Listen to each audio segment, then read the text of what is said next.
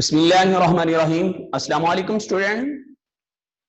Class 6 इस्लामियात के teacher हाफिज नवीद आज lecture number 20 के साथ आपकी हाजिर खिदमत है।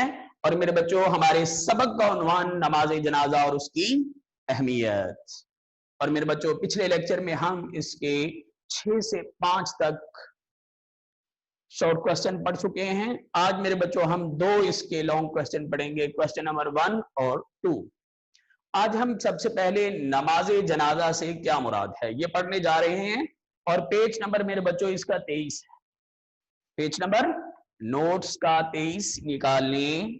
जी मेरे बच्चों, नमाज जनाजा से क्या मुराद है, ये क्वेश्चन हम शॉर्ट क्वेश्चन में पढ़ चुके हैं। नमाज जनाजा का मफहूम, जब किसी मुसलमान का इंतकाल होता है तो दूसरे मुसलमान उसकी मगफरत के लिए जमात की सूरत में जो नमाज अदा करते हैं उसे नमाज जनाजा कहते हैं। जब कोई मुसलमान फौत होता है और दूसरे मुसलमान उसकी मगफरत के लिए नमाज की सूरत में, जमात की सूरत में जो नमाज अदा करते हैं उस नमाज को नमाज जनाजा कहते हैं।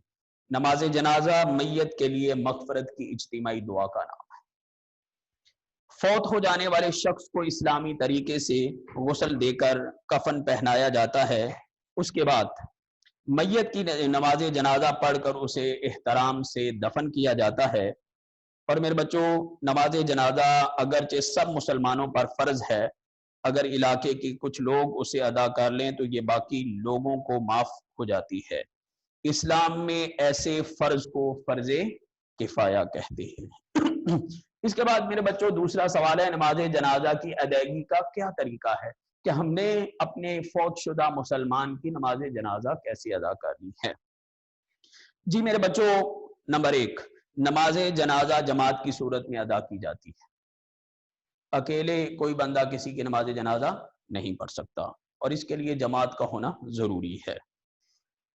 सब लोग इमाम के पीछे सफे बांधकर किबला रू खड़े होते हैं, यानी उनका मुंह खाना काबा की तरफ होता है।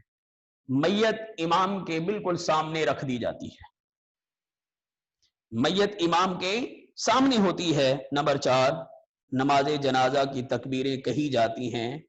पहली तकबीर के बाद मेरे बच्चों सना पढ़ी जाती है।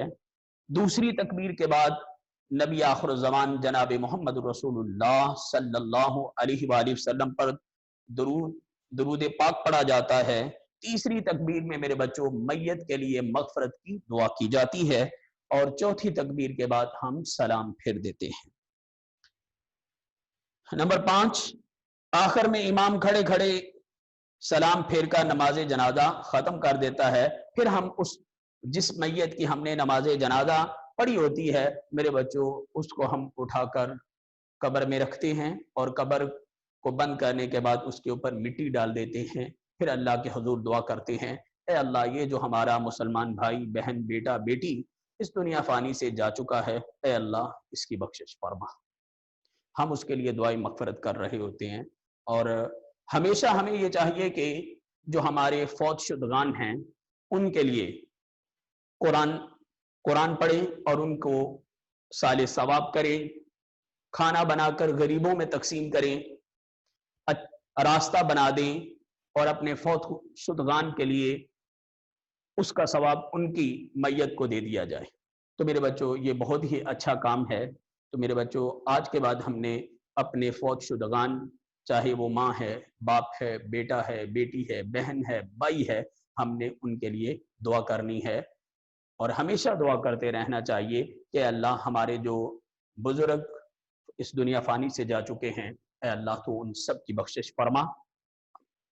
ए अल्लाह हमें सेहत कामिला अता फरमा और हमें अपने माँ बाप की खिदमत करने की तौफीक अता फरमा।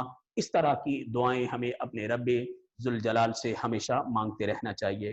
ठीक है मेरे बच्चे, ओके, अल्लाह हाफिज़। अस्सलामु अलैकुम व रहमतुल्लाह। अस्सलामु अलैकुम सर जी।